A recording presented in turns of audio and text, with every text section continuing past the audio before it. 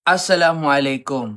Tanong, kung ang tao ay gumagamit ng droga noon at tumigil, pwede pa ba siyang hulihin ngayon? Sa ilalim ng batas, ang krimen ay tinuturing na nagawa sa mismong oras na isinagawa ang ipinagbabawal na gawain.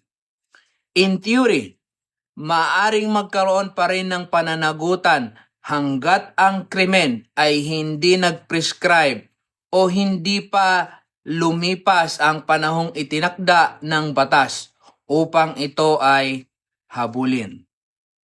Kaya, pwede ka pa ring hulihin kahit mahigit 1 taon na ang lumipas.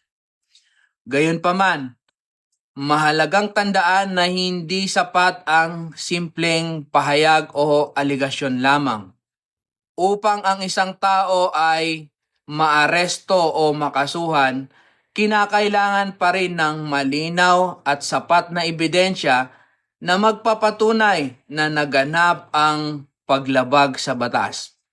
Kung ang paggamit ay matagal nang nangyari at walang naitalang kaso, walang testigo at walang konkretong patunay, sa practical na situation ay nagiging napakahirap o halos imposible na itong usigin.